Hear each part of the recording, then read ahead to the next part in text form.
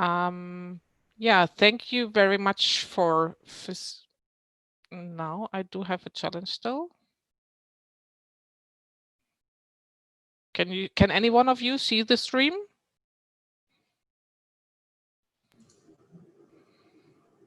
It's not yet transmitting.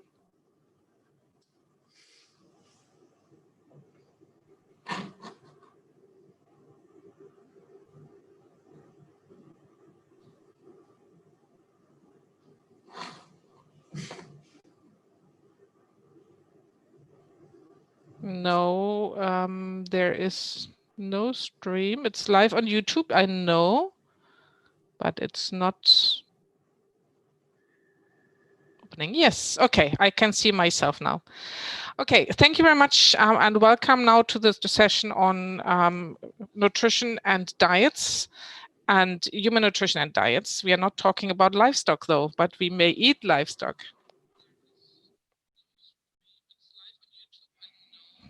Oh, this is strange because there's a delay in whatever I hear. You will hear me twice now. In terms of the presentations, we will have 5 presentations which will be facilitated by Gudrun and myself, my colleague. My name is Imge Jordan. I'm a nutrition and home economic scientist working at the Justus Liebig University in Gießen, and welcome you all now to this session. We will first start with the session of Jacob, who is currently in Italy, so he has a fairly good connection. And Jacob Sarfor is working on processing of fruits and vegetables.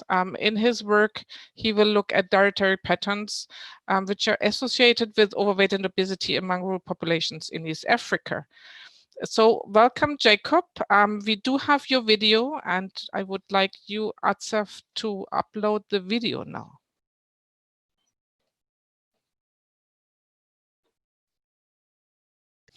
Good afternoon. I am Jacob Safo, and today I'll be presenting on dietary patterns and the association with overweight and obesity among rural population in East Africa.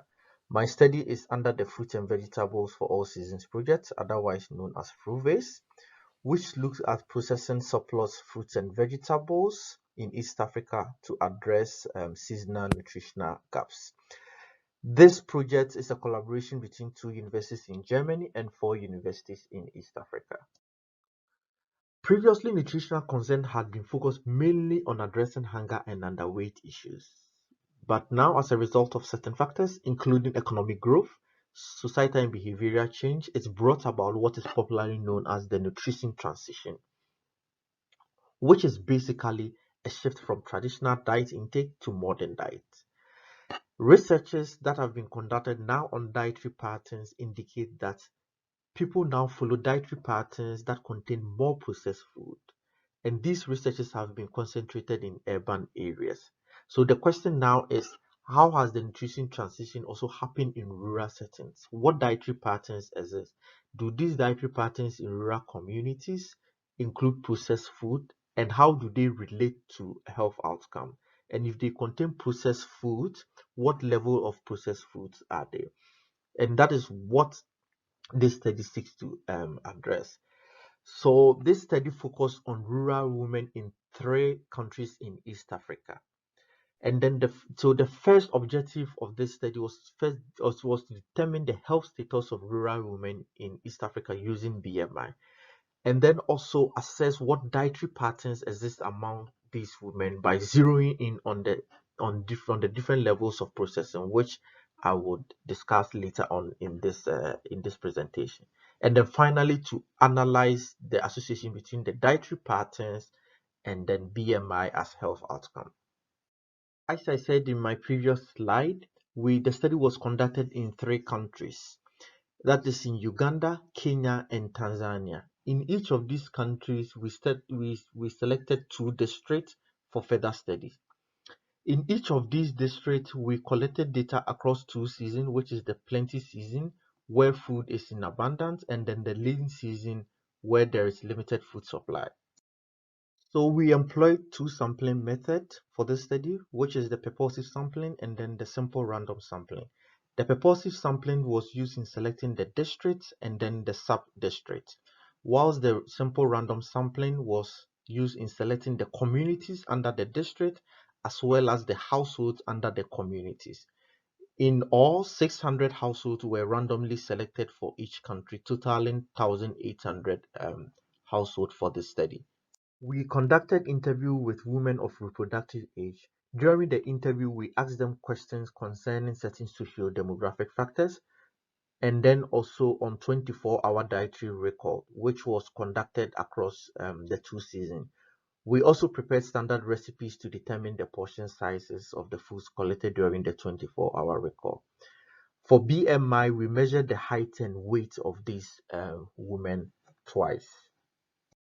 So the food that were collected during the 24-hour recall were classified into 11 food groups. Then these 11 food groups were related to three different levels of processing, which are unprocessed foods, where foods under this level of processing involve a simple washing or cleaning for culinary preparation. The second one is minimally or primary processed food, which involved conversion of these unprocessed food into culinary ingredients or for a prolonged shelf life. Methods that are used in this level of processing include drying and then freezing. It must be noted that the nutrient content of minimally processed food are not substantially different from that of unprocessed foods. The last one is the highly processed food, which consists of food which are usually considered accessible, easily accessible. They are also convenient, ready to eat food. They are attractive and durable.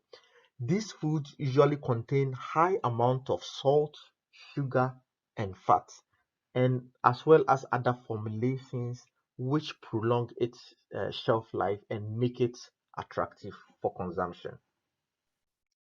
The BMI results show high rates of overweight and obesity in Kenya and Tanzania relative to Uganda.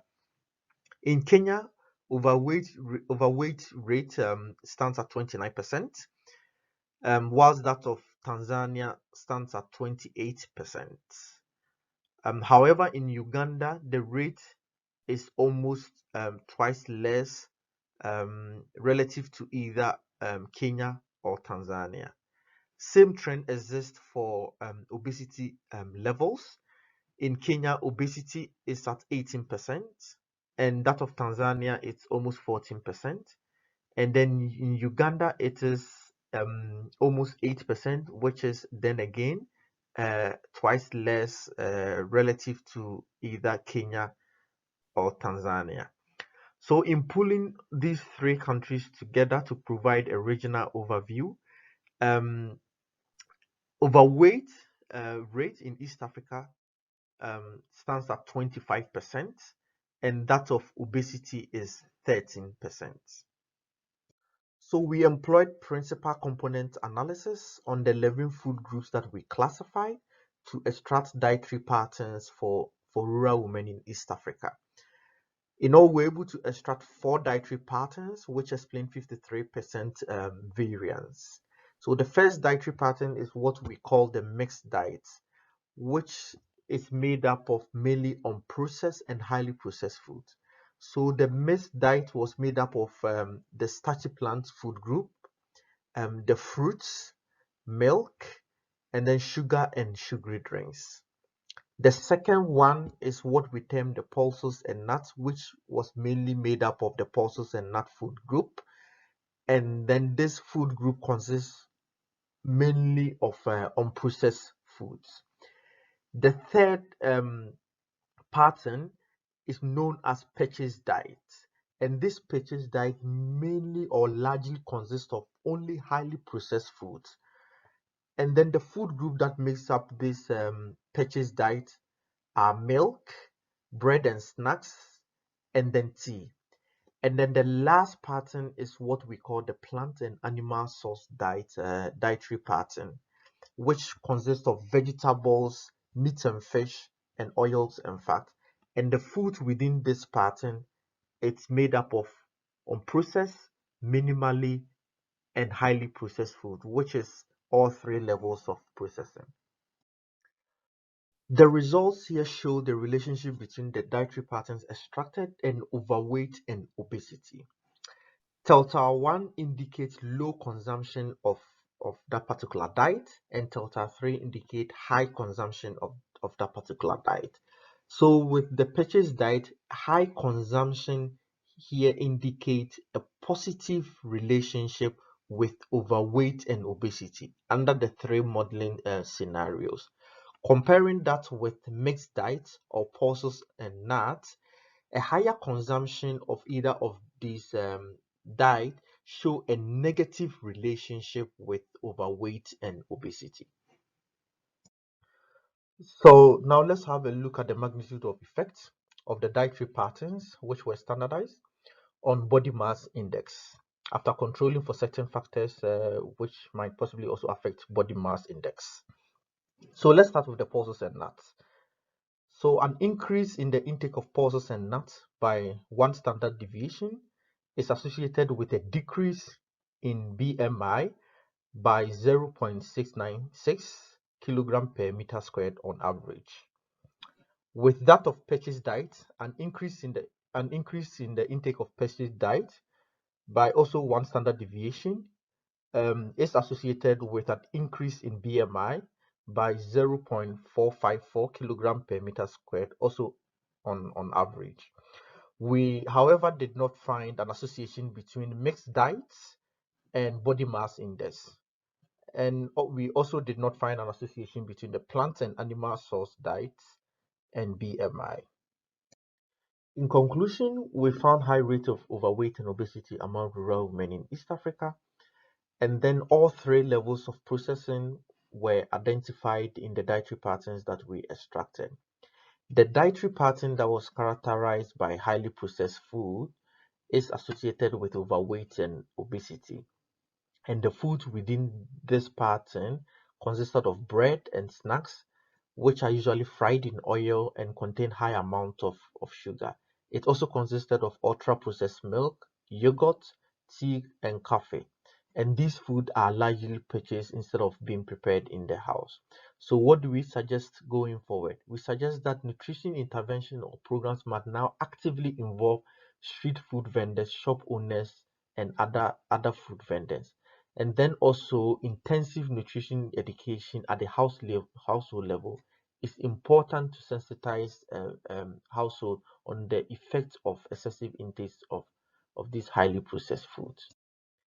Thank you all very much, and I'm ready to take questions from you.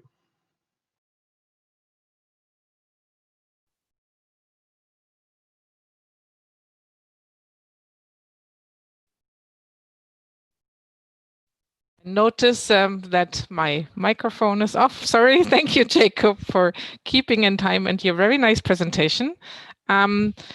So far, we didn't receive any questions in the Q&A section, and I can only encourage everybody to place their questions there so that we can also include your questions.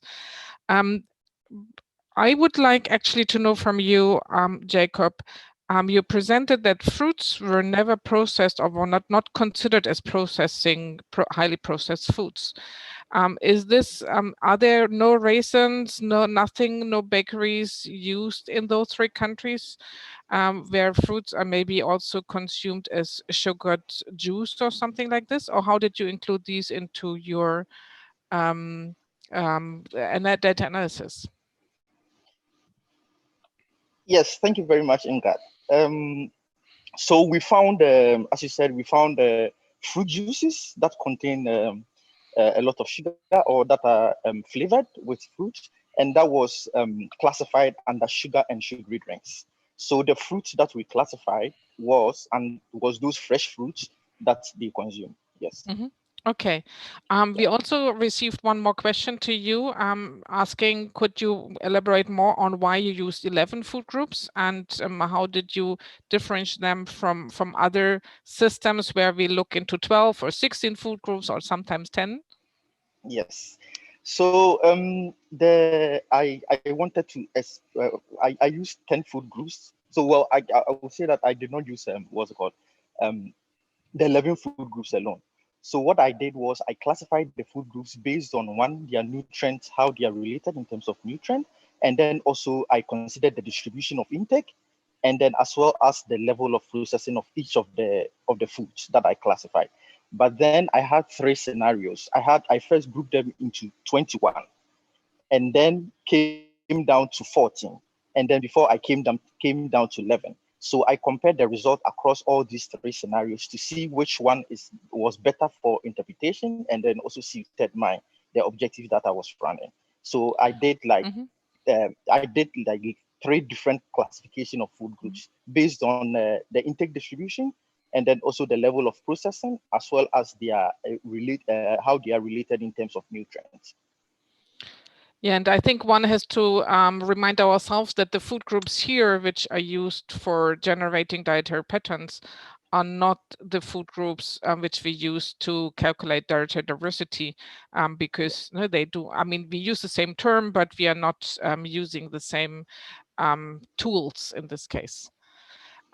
Thank you very much, Jacob, and to the others who may have come with new questions as well.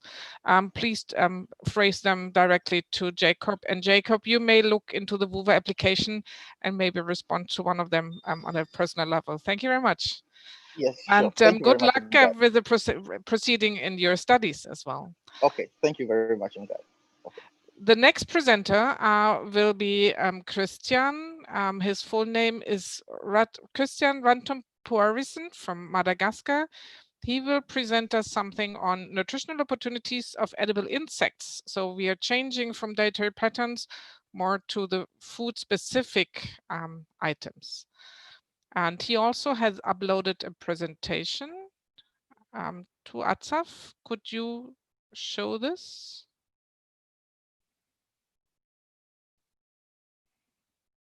Thank you.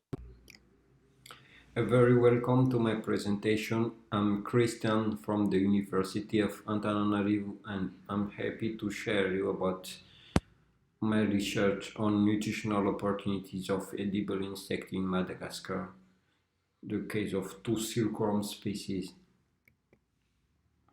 Madagascar has a serious problem about protein and micronutrients consumption, and the diet is very low on diversity, with the predominance of energy-dense foods like rice, cassava, and maize.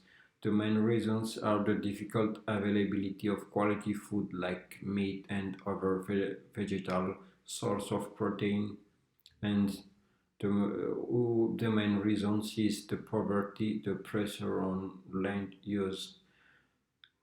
Those problems leads to a chronic malnutrition rate at above 45% on the national wide, reported by the National Office of Nutrition. Another thing is that insects are has Madagascar has a long history of with edible insect, and edible insects are largely accepted as food and feed. At the time of the Queen, edible insect was considered like a delight and served to nobles and distinguished guests. And still nowadays, the consumption of insect are appetite are still remain on the rural area and considered like tasty and appetizing, and sometimes people prefer edible insect than meat. Regarding the knowledge on edible insects in Madagascar, the biodiversity, the use and geographical distribution and of some important species are known by recent studies, and but those recent studies shows that consumers are not aware of nutritional benefits of edible insect, and the nation the edible insects are introduced on national nutrition plan since 2017. And our objective is to investigate the nutritional composition of two main local species that are never documented before, which is the Porosera cajani. It is an endemic species of silkworm in Madagascar, and the Bombyx mori is well studied at the international area, but in national wide, it is not. There is no data on its consumption, and the our second objective is to explore the use possibilities of those two silkworm chrysalis, and explore also its importance to the malnutrition issues in Madagascar. Porosera cajani, the wild silkworm, are collected at chrysalis stage on the forest of Tapia, and the Bombyx mori are formed and collected at harvested at chrysalis stage. Cocoon are removed and the chrysalis freeze dried and powdered before an analysis using standard methods like AOSC methods for macronutrients and gas chromatography for fatty acids profile. This is on the left the forest tapia, which is the host of the wild silkworm, the Porosera cajani, and on the right we have a farmer that feed um, Bombyx mori with mulberry leaves. Regarding our results, we found two interesting things. The first is that those two edible insects has a very high protein content, above 50% for both, and for 64% for the Porosera cajani, and C 54 for the Bombyx mori. In terms of fat content, we have around 30% for both species. Regarding the fatty acids profile, we have an interesting content of mono and polyunsaturated fatty acids, and we have a very good ratio, an interesting ratio of polyunsaturated and saturated fatty acids. Regarding the mineral content, we found 8 minerals on those two species, and a very interesting thing is that we found uh, a good amount of zinc and iron. Compared with conventional foods, uh, the Bombyx mori, the domesticated silkworm, has some protein content than chicken and eggs, and the Porosera cajani, the wild species of silkworm, has more protein than chicken, beef, and pork, as like we see on the screen. And regarding the fat content, the Porosera cajani and Bombyx mori has a good fat content, and Bombyx mori has nutritional composition similar to reported in other by other researcher. Regarding the protein amounts of Porosera cajani, compared to the amounts of crude protein reported from other Lepidoptera species, with the mean of 45%. Those in Porosera cajani were generally placed at the higher end of the range, and those in Bombyx mori from Madagascar were similar to those reported from silkworm by other authors. Regarding the fat content, according to our data, chrysalis of Porosera cajani and Bombyx mori contains a high concentration of lipids, and considering the fatty acid essential essential fatty acid content like linolenic acid, a relevant detail is shows that Porosera cajani and Bombyx mori are richer in linolenic acid than pure soybean oil or bovine meat. Our results reported here have demonstrated that chrysalis of Bombyx mori and Bombyx cajani, Porosera cajani, sorry, are rich source of protein, lipid, and essential fatty acids. Furthermore, these species are a good source of essential fatty acids such linolenic, with a good unsaturated and saturated fatty acids ratios. And we can say that the chrysalis of these two byproducts of silk craft industry are also a rich source of zinc and iron regarding the mineral aspect.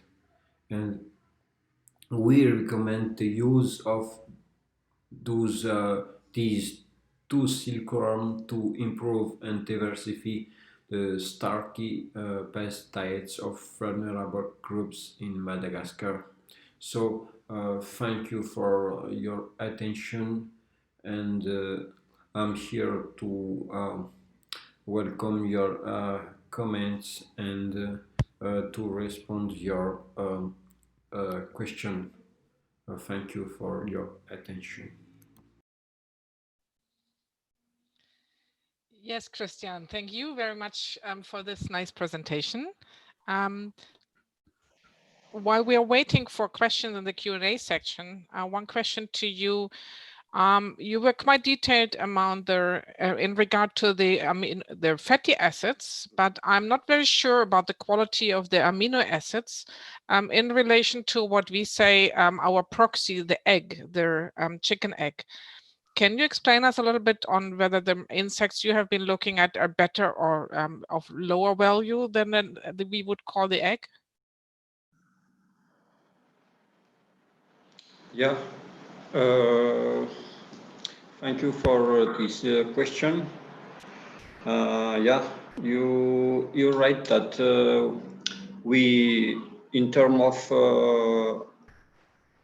we just compare the crude protein of silkworm versus eggs and chicken, but we did not have the opportunity to analyze the quality of amino acids of these two silkworms, and this can be a projection next suite of our research.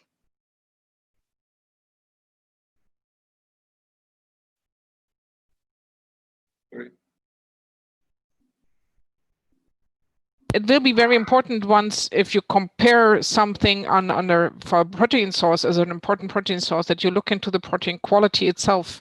So it may be good to supply some fats, but it may be not as good as you think if you just look at the crude protein. So far, there are no additional questions. So I'm just asking the speakers whether you would like to have one. Gudrun? Was this a hand? There are two questions in the chat now. Okay, yes, they are coming in slowly. Mhm. Okay, thank you very much. So one question is, how big is the silk industry in Madagascar?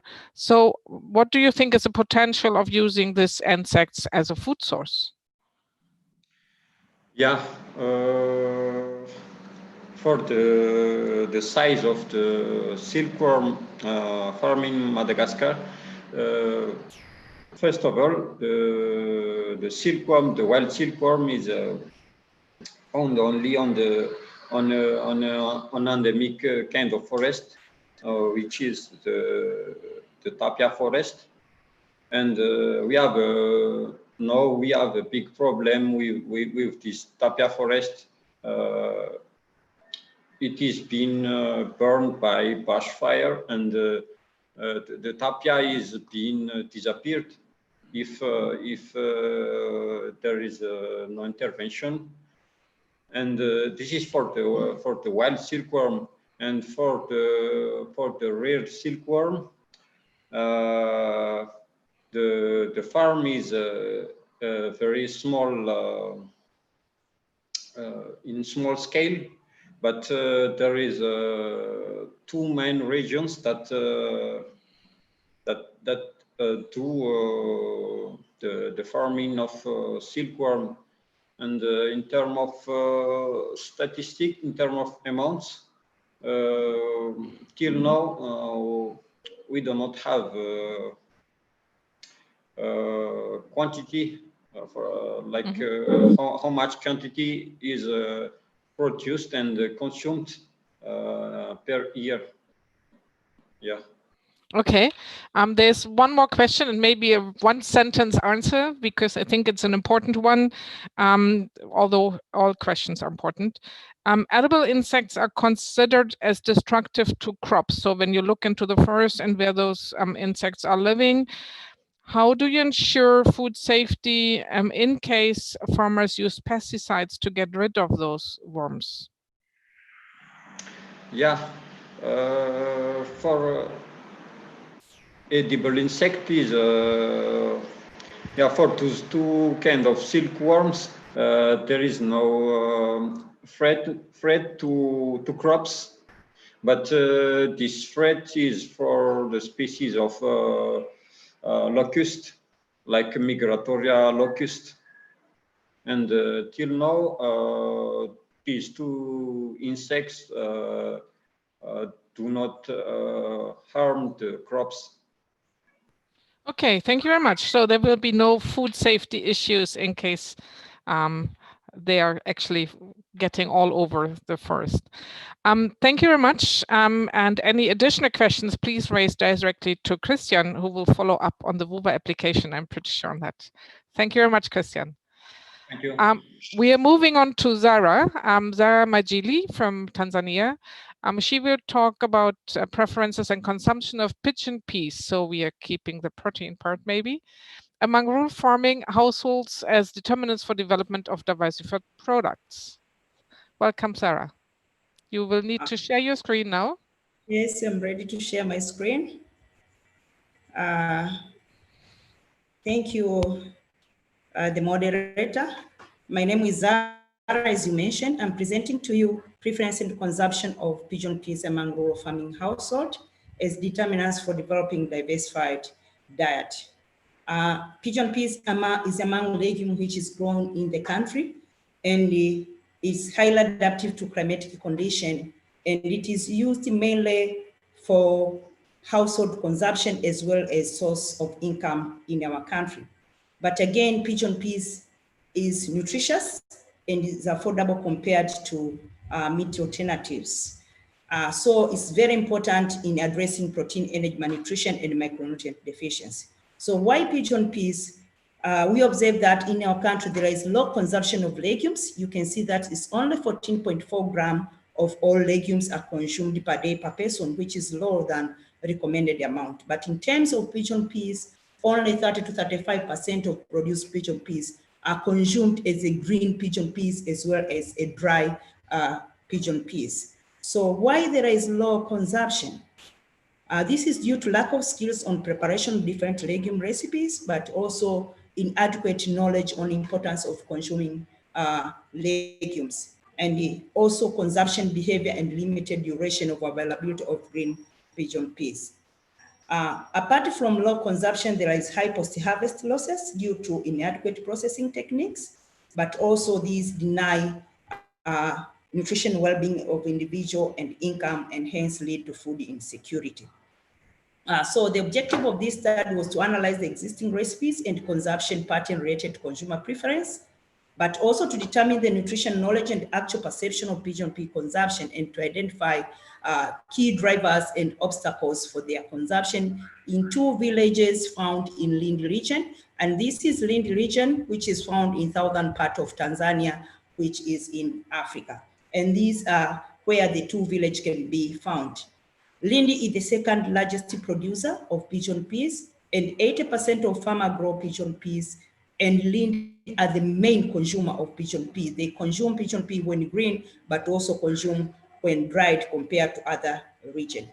But still, there is high prevalence of anemia in women and children, but also high rate of chronic malnutrition. So the subject for this study was farmers who producing pigeon peas, and also we had key informant in order to get insight of the study objective. A preference and consumption study was conducted in 2 different seasons, during harvesting season and during laying season, so that we can get clear consumption behavior of people in Lindi region. A sample size of 300 farmers were involved, and among them 60 were involved in focus group discussion. Purposive sampling was done to select the region, as I said, is the second, but the district and village are selected based on the production. They produce more pigeon peas than the other villages. And key informants, we select the one who know well about pigeon peas preparation and consumption. We stratify the village in the hamlets in the village, and then we assign the household ID, and then we do random selection based on household proportionate to household numbers. We collect information using household survey, key informant interview, and focus group discussion. And the following information were collected: household characteristics, existing dish preparation and cooking, consumption pattern preference, knowledge, and actual perception of pigeon pea consumption, and driver and obstacle for their consumption. All data collected were analyzed using SPSS version 20. Descriptive analysis and inferential statistics were computed to get meaningful information. And for qualitative data, Excel software was used to summarize the thematic content of what they have been discussed. So these are key findings. We found that 95% of study population were aged between 15 to 49 years and had primary education and are involved in farming activity. But also 71% were married, and the most, about 50% were in the middle class, and 61% were male. In terms of what they consume, we have 2 categories where we have green pigeon peas and we have dried pigeon peas. In terms of green pigeon peas, they consume as a snack. They boil the green pods and consume as snack, but also they consume it in terms of stew, consumed with other food. In terms of dried, they consume whole dried pigeon peas as stew, but also they dehull, locally dehull the pigeon peas to get the splits, and then they get dal stew. So they also mixed with other food like rice, potatoes, and bananas, but also can consume as a main meal. And all these food can be relished with oil, salt, and other spices and ingredients. In terms of frequency consumption, 44% consume more than 5 days of pigeon peas. And there are significant difference in terms of villages, agricultural season, and the occupation. In terms of villages, Mitumbati consume more pigeon peas than Mibure, and this is due to market accessibility, also economic status of people in Mitumbati. During harvesting season, people consume more pigeon peas because almost every household grow pigeon peas, so the pigeon pea are available. And in terms of occupation, those who are involved in agriculture, they consume more pigeon peas than those who are involved in other activity, because the one who participate in agriculture, they have those food in their household. These are some quotes we get from focus group discussion. They said that they usually consume what is available at home, and pigeon peas are the main legume that almost every household keeps in stock. But also they said that pigeon peas are consumed more frequent when green due to its taste, but also because of it causes less flatulence. And they said they consume pigeon peas as a relish snack, main dish, and mixed with another foods. In terms of consumption preference, we found that they prefer to consume whole grain stew, or followed by green pigeon pea stew and dal stew. So we can say that they prefer to consume stew than other types or recipes. And there are significant difference in terms of education level and the household health. Male-headed household prefer to consume pigeon pea than female-headed household, and those with primary education prefer to consume pigeon pea than those who does not have any formal education. In terms of knowledge and perception, we didn't find enough evidence in terms of consumption frequency and consumption preference and knowledge, but people in Lind region, they perceive that pigeon peas has a good taste, and that's why they prefer to consume it. They consider availability, physiological factors like familiarity, also preference of the household when they choose to eat, as it is show significant influence.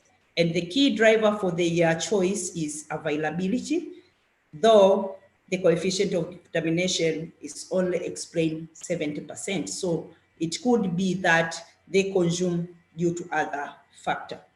So what I want to say, there is a limited recipes and knowledge on how to prepare pigeon peas in the study area, but also there is poor nutrition education, inadequate storage processing technique, social behavior learning, as well as rainfall dependence, and the use of stones to process dal are among the barriers for their pigeon pea consumption.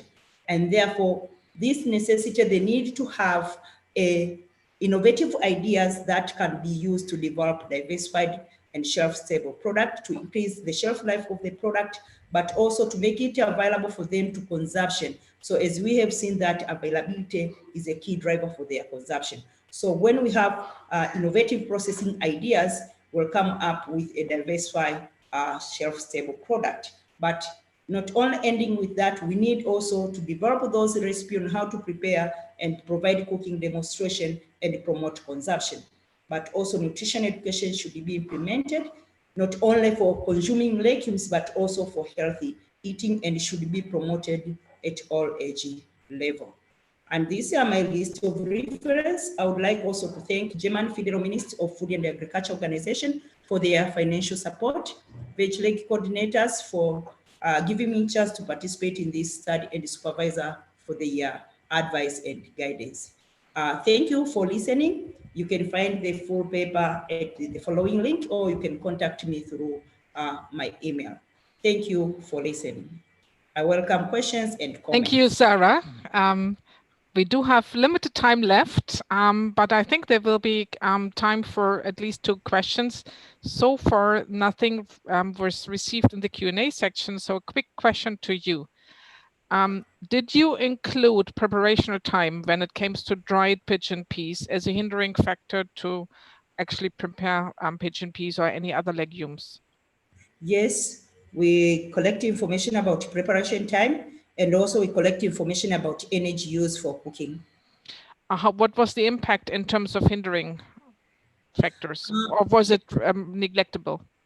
Okay. In terms of preparation time, especially in a dal, the hard split, you know, they use stones to process. They roast it and then they use stones. So they spend almost 1 hour to 2 hours just making them before putting on the pot or on the fire for cooking. So that limits their consumption, especially during cultivating season. So would be one response to your findings to find ways in offering more processed and ready to use legumes in Tanzania? Would people accept that?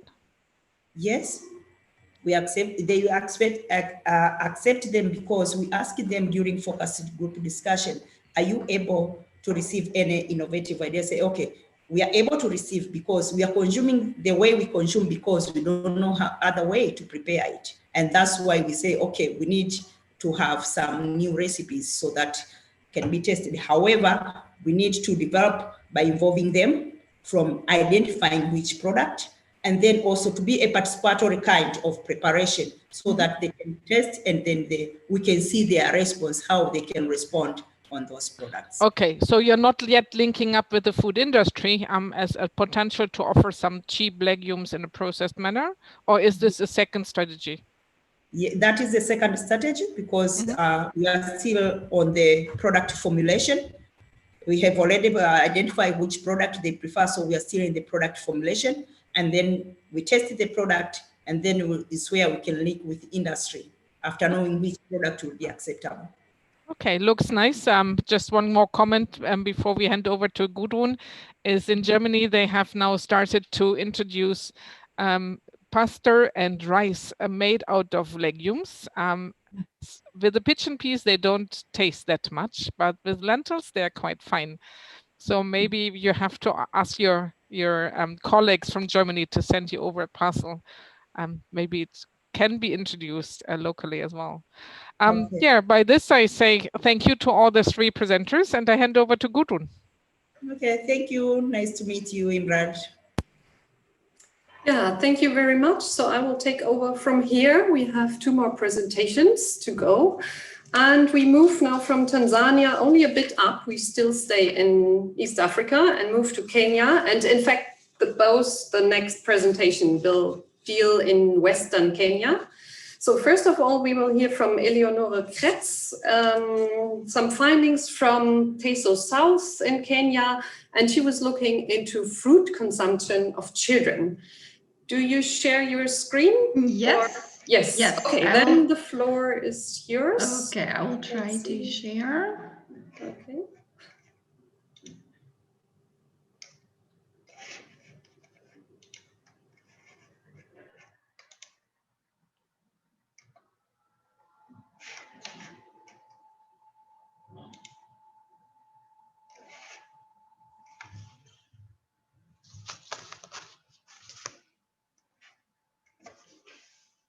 Okay, it's working?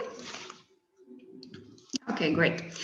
Okay, thank you for your interest in my presentation about determinants of children's fruit intake in Teso South in Kenya, which is an applied research study using trials of improved practices. This study was conducted within the research project EATSANE, which stands for Education and Training for Sustainable Agriculture and Nutrition in East Africa. The project consists of an international consortium with partners from Egerton University in Kenya, Makerere University in Uganda, KIT in the Netherlands, University of Hohenheim, and Justus Liebig University in Gießen, where I am based. So the main objectives of the EATSANE projects are to identify and promote improved farming practices for healthier soils and diversified production, also to improve access of value chain actors to inputs and services, and to enhance consumers' food culture and diversified nutrition. And the current study was related to the third objective, focusing on food culture and nutrition. So the prevalence of malnutrition in Kenya in children under the age of 5 is actually high for stunting, low for wasting, and medium for underweight, which is calling for public health actions. And amongst others, poor feeding practices are one cause of stunting, leading to the current research study about determinants of child feeding practices. And during this study, fruit consumption in particular turned out to be a major challenge, and the focus was therefore placed on the question, what are hindering and facilitating factors to improve the consumption of fruits among children in the study area in Western Kenya? So the study area is located in Teso South in Western Kenya, which is bordering Uganda. And it can be seen on the picture. It is a rural area although some villages are actually more developed than shown here. The data collection was carried out using trials of improved practices in short tips.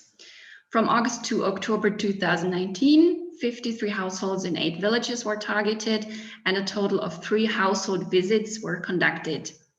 As there were 5 dropouts, 48 households were included in the final data analysis.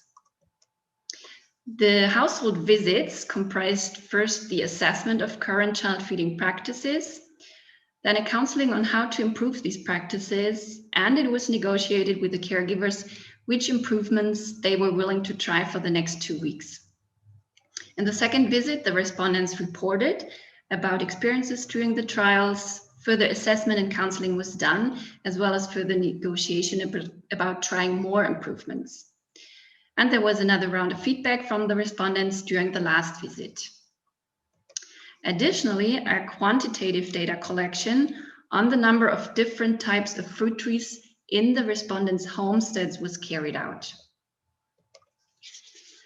The data collected during the household visits was analyzed by applying a structuring qualitative data analysis with a subsequent cluster analysis of the participants. And these clusters were then used for a data triangulation, including a statistical analysis. So in total, there were 13 recommendations on child feeding practices given during tips.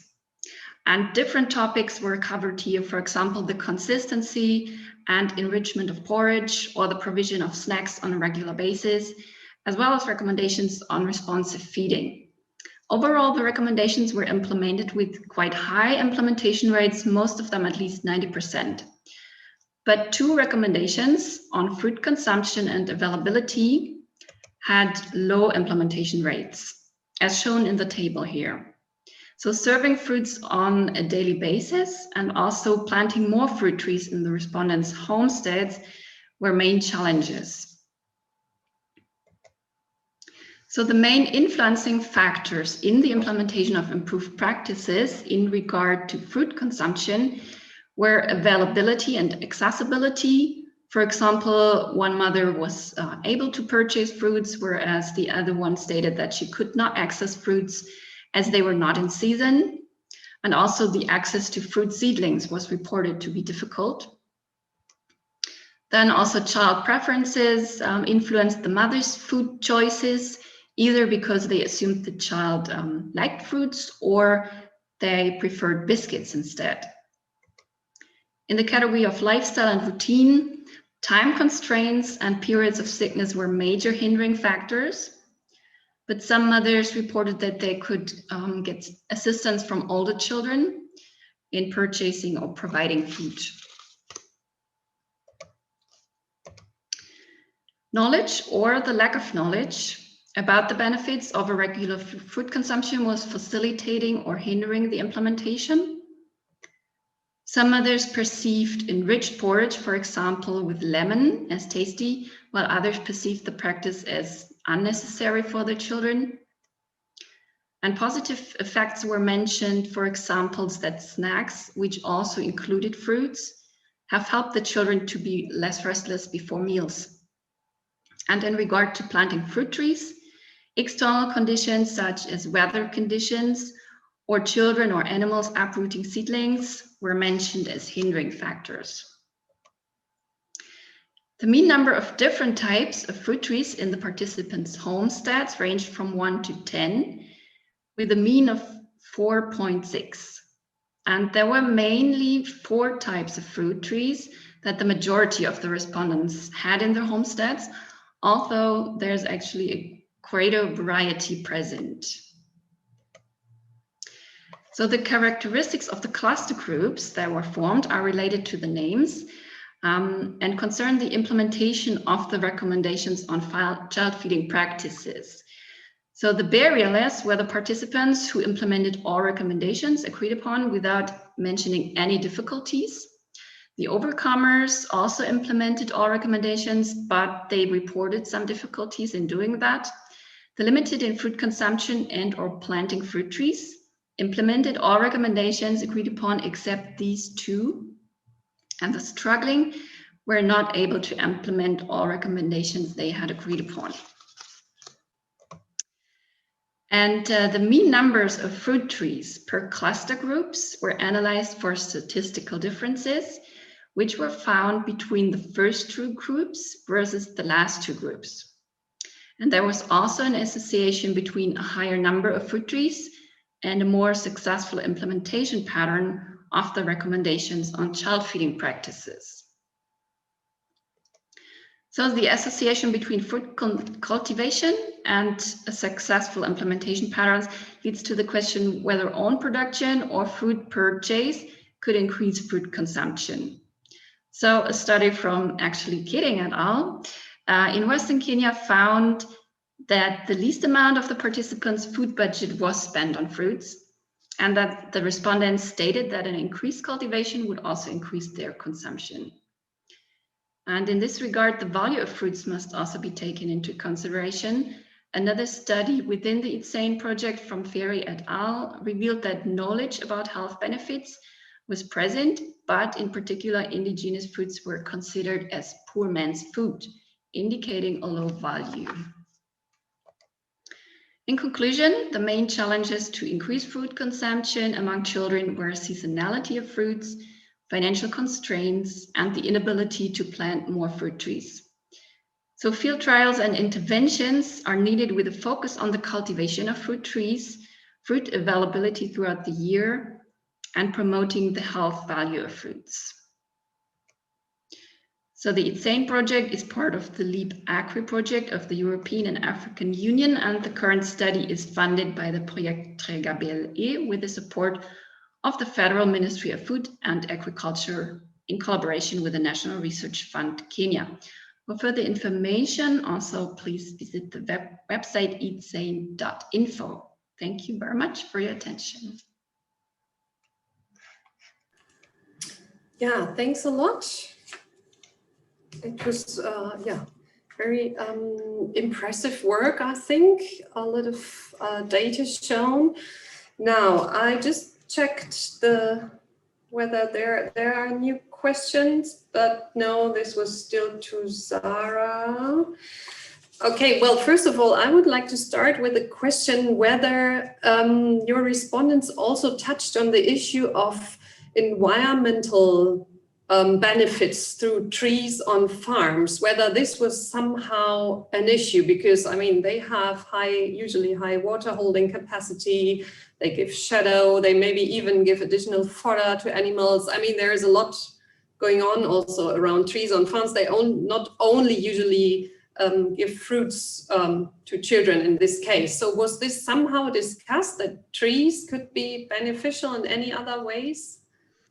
So in this study, actually, this was not discussed. As I said, we were looking for child feeding practices in general and finding out that this was a major challenge. And so we decided during the process to ask them if they could maybe plant more fruit trees. And so, some tried to do it. And then, as I said, challenges were showing up, but it was not discussed in a deeper way with them. So maybe this could also be in promoting fruit cultivation, of course, issues that should be discussed there. Mm-hmm. Yeah, definitely. I guess it would be a nice link Yes. to environmental issues, to climate change issues, maybe even, As I still do not see any questions, I know, as Irmgard mentioned already, there's a slight delay, obviously. So I'm still asking one more question. Well, maybe some more questions will come in.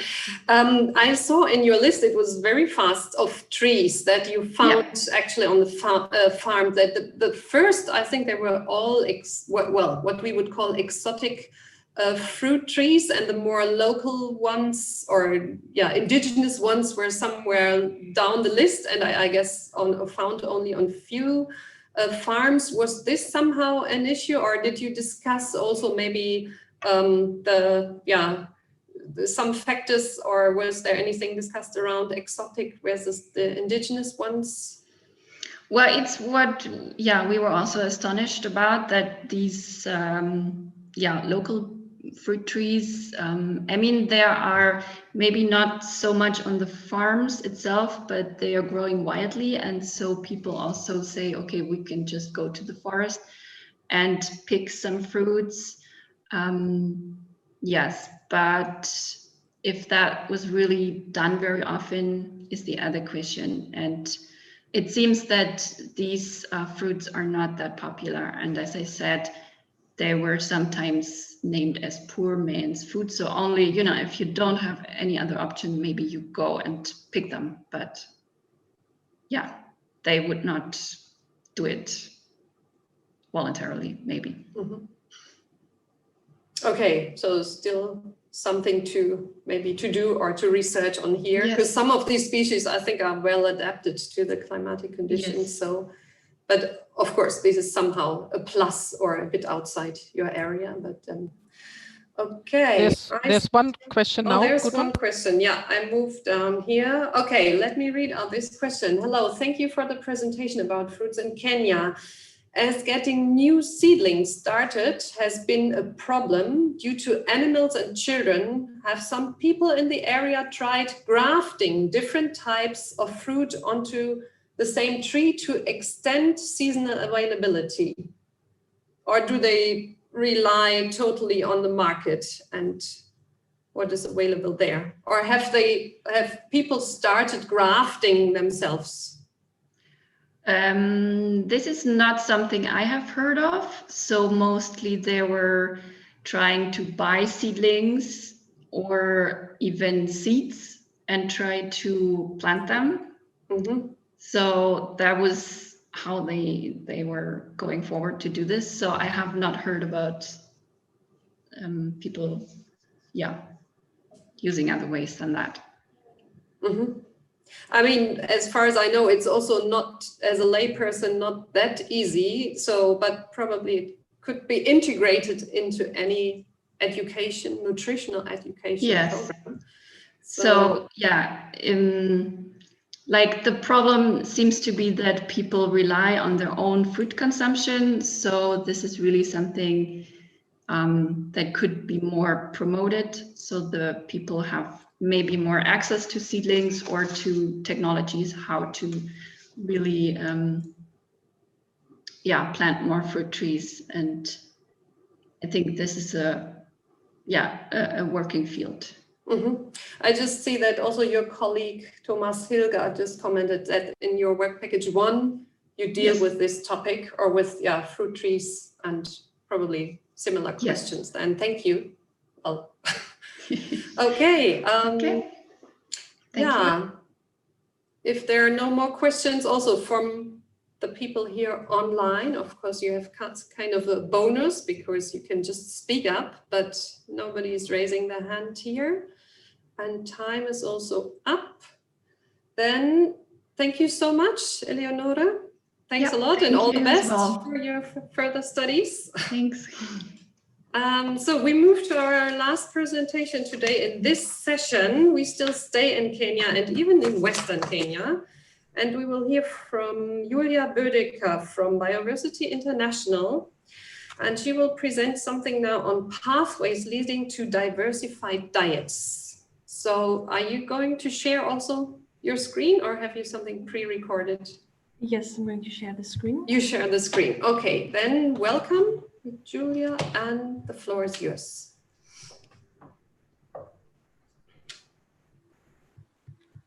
Okay, thank you very much. My name is Julia Bödecker. I work with the Alliance of Biodiversity International and CIAT in Kenya.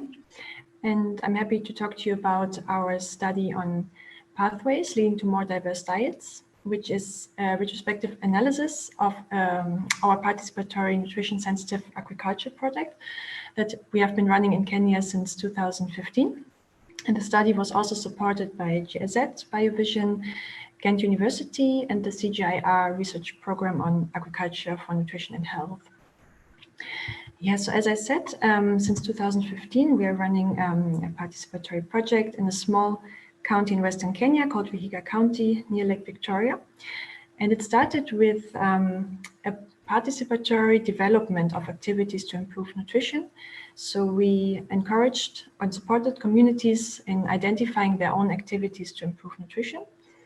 The communities identified kitchen gardening, mainly focusing on traditional leafy vegetables, and also poultry keeping to diversify their diets, and also expressed interest in nutrition education. And then we supported the communities for 1 year in providing agriculture trainings and nutrition education. So that was a participatory implementation. And then we wanted to find out how well this participatory approach works. So we conducted an impact study that showed that this farm diversification and nutrition education leads to increased dietary diversity of women and young children. So what do we actually want to find out? Wanted to find out now with this study I'm talking about today. So after this impact study, we were wondering how exactly did this diets diversify? Was it maybe more through the kitchen gardening, maybe more the poultry, the nutrition education? Which pathways were responsible? Was it maybe the income generating pathways, the production pathways, or maybe empowerment pathways that were responsible? And also maybe were there more pathways involved that we usually know from the literature, as like the production, income, and empowerment pathway. Maybe there were additional ones. And then we were also interested in possible, we call it after effects, which are like factors that were not initially planned, such as maybe empowerment, community cohesion, but are still factors that increase the overall well-being beyond nutrition. So we conducted focus group discussions and key informant interviews. Focus group discussions with men and women who have been participating in this community-based intervention, and key informant interviews with 5 local authorities and NGO leaders that have been involved in the project. Regarding the questionnaire, we kept it, the questions very open. We asked about any changes in the community in the past years, and then which kind of changes. And then we're probing for details regarding nutrition and agriculture in case they were mentioned. So based on the transcripts, we then defined all the pathways that were mentioned from the project activities to increase dietary diversity, and developed our own framework. The first framework that came out was extremely big and messy, so we decided this is not going to help anyone, so we did another round to filter the results. And as we also wanted to see whether our intervention revealed additional pathways compared to the pathways we see in the literature, we thought it would be good to take a framework from the literature. In this case, we chose one from Harris and Herforth, and then adapted their framework according to our findings, which just makes the comparison a bit more easy. So this is now the framework we developed. I hope you can read it, otherwise I'll also explain the different boxes. So it starts with the red field here, participatory project, which leads to livelihoods. In our case, these were the kitchen gardens and the poultry units. And it also leads to nutrition knowledge. The livelihoods lead to female employment. We decided to call it female employment as it were mainly the women who started these activities, as they are in that project region, mainly like the women activities, and the main men came in actually later. I will mention that later. This female employment led to food production, and from there we have several pathways finally leading to our nutrition outcomes. Here at the bottom, we have an arrow showing these after effects I explained, but I'll explain that in the end. And then we also see that the arrows have different colors showing to some extent the strength of the pathway. The red arrows show the pathways that were mentioned a lot, like 11 to 21 times. The blue arrows show the pathways that were mentioned 5 to 10 times, and the black ones 2 to 4 times. And due to time, I'll focus on the colorful arrows, starting with a pathway that we have not found in the literature. It goes from food production to teaching others and others copy.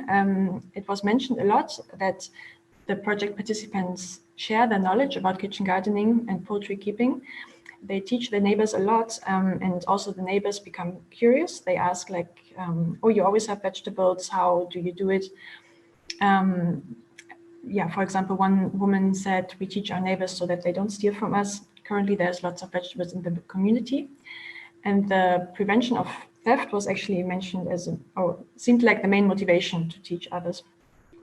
It was interesting for us because after the impact study, we already assumed that there was a spillover in knowledge from the project participants to other community members, and this made it a bit more clear. Then we have this strong income pathway, which is also a common pathway in the literature. Women who sell the agricultural products can control this income, and they spend it on foods and non-foods. Yeah. Another pathway that we have not found in the literature is around male involvement. So it was often mentioned that men are now supporting women in kitchen gardening and poultry keeping, but only as they saw that this generates income. So yeah, we had the women starting the activities, and then men came in and supported them. And this again enhanced the food production and feeds back into the framework. Like one man, for example, said, men now know the importance of supporting women when it comes to vegetable farming. Then we here have a kind of backwards pathway. It was mentioned a lot that through the improved diets, the health improved also of the household members, so that hospital visits decreased. Yeah, so especially for men and children. And this has an impact on women's time, as they were the ones taking the children to the hospital. This time they save through it, they use for self-care or for working on the farm. It also, yeah, saves money, as yeah, they don't have to pay for the treatment in the hospital and the transport, which was coming from the man's pocket, and the men spend it now on non-foods and support their livelihoods. Then the last one I would like to mention is the pathway from nutrition knowledge to food consumption, which we partly also find in the literature. One man said, like avocado, we used to see it and think it has no value, but after the training, we eat them and give to the children. Yeah, so I would like to quickly mention now the after effects. We found an increase of empowerment throughout the project, mainly through the following indications. It was mentioned a lot that time is spent more usefully. Men, for example, say like, I created my own employment, I'm busy on the farm now, less idle.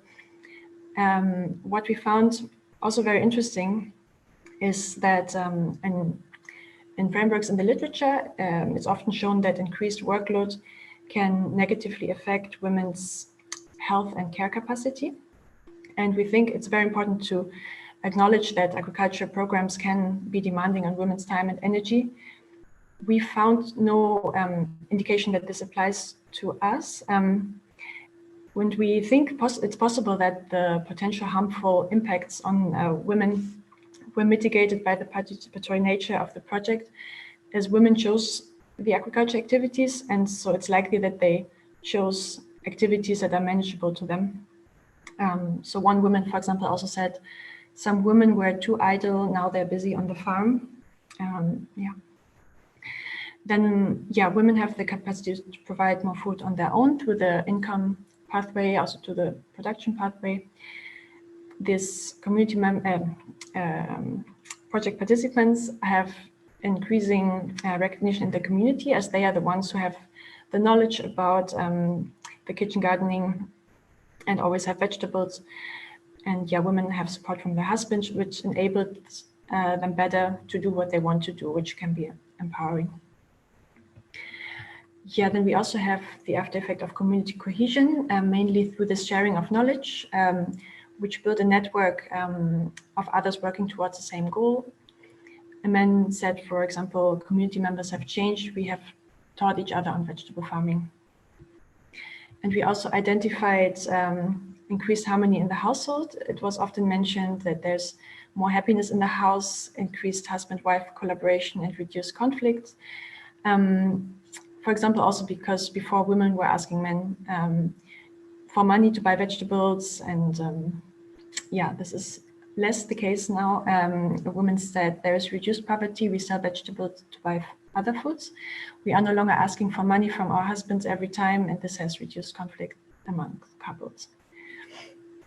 Yeah, to conclude, we say that these theoretical frameworks in the literature, they can help in the process of explaining the impact of nutrition-sensitive agriculture interventions on the ground. However, yeah, in practice, these linkages are pretty complex and yeah, context-specific. Community participation at the onset of the project can avoid harm by enabling community members to select what suits their needs or what's manageable to them. And yeah, this qualitative assessment of agricultural nutrition pathways before and after the project can help to capture and possibly even enhancing these multiple outcomes or after effects that are, yeah, that sometimes can come surprising, but it's important to capture them. Yeah, thank you very much. Yeah, thanks a lot, Julia, for this really nice presentation. And yeah, tapping on different topics. I can see already one question here for you that came in. I'm just going to read this out. The pathway of training of neighbors. Oh, it's Joshua Mbaka asking, was training of trainers an intentional aspect that you used to scale up? Yeah, actually, it was not. We were hoping that this would be the case, but yeah, we actually only were working with a small number of people. And then, yeah, we were hoping through the participatory nature of this project that it will spread. But yeah, it was also a bit surprising to us that it happened to this extent, that they were really, that it really spread this much, yeah. Mm-hmm. And also both ways, yeah, from the other community members with interest to the project members and the other way around also, yeah. Mm-hmm. Maybe on the same note, as I've also worked in Vihiga, and I remember very well farmers saying, I would never work with my neighbor because he might, yeah, either steal from me or is not reliable or something like this. So that cooperatives was really no option to build in this area at that time. I mean, it's long ago. So what is your suggestion? Maybe through this approach that you had, it seems really like if you can build this community cohesion, would you think that cooperatives, farmer or cooperatives could be one way? Because we know vegetable farming, it's so difficult to get vegetables then to the market and so on. Mm-hmm. Yeah, I think it would be important to first see whether there is a certain trust in the community, because we were, I think, lucky in that sense that this was already the case. The communities were kind of, yeah, really acknowledging this community they were living in, and it was this easier for us. It was also very interesting, one comment by a key informant that by working together with your neighbor, you can actually sell more vegetables and then sell at the bigger markets, because some markets have a certain threshold, which was also a motivation then to work together with the neighbors. But yeah, as you say, also there is still some, yeah, I mean, also theft is an issue, but I think they chose a very diplomatic way in theft prevention by this, just teaching their neighbor. So I think, yeah, first it's good to get a feeling, how is this community cohesion already on the ground, and then see if it would be possible. Mm-hmm. Or yeah, makes sense to have farmer cooperatives. Okay.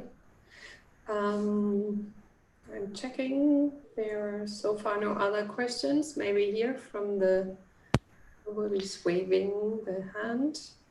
Or Irmgard. Yes, we are basically closing the sessions very soon, but I would like to highlight two questions which remained unanswered, partly because they were raised before we even started the session, but also partly because the question came in quite late. One is, and I would like just to leave the community with this as a food for thought. One is, are plant-based diets realistic for a sustainable future? We have been talking a lot about plant-based diets at the moment. Nobody of us actually includes some kind of animal source foods apart from the patterns. So should we focus more on the plant-based diets as a realistic to keep up livelihoods in a nice manner? And the second question was raised to Sarah, but I think it can be raised to any one of us looking into foods which are not really considered fashionable, is what is, if we relate the policy perspectives to the crop we are looking at, are in the agriculture strategy documents, these crops are mentioned and listed? Because Joshua is more or less commenting on it, and this is because you find crops with limited coverage and prioritization in policy documents, which tend to have limited value chains and limited utilization. So it's related to the fruit trees from Ellie were mentioning with these indigenous fruit trees. They are not in any agriculture document, I assume. And I suppose, Sarah, you don't find the pigeon peas in any agriculture policy document in Tanzania as well. Maybe not, maybe yes, but I think it's something we can have a look at when we move forward to the next session. And I wish you, we have now 8 minutes break before for the final coffee. And then we see each other maybe in other sessions. Thank you very much, Gudrun, for assisting, helping, giving me good feedback, and I hope you enjoyed the session, and see you later at a different time. Bye-bye. Thank you. Bye-bye.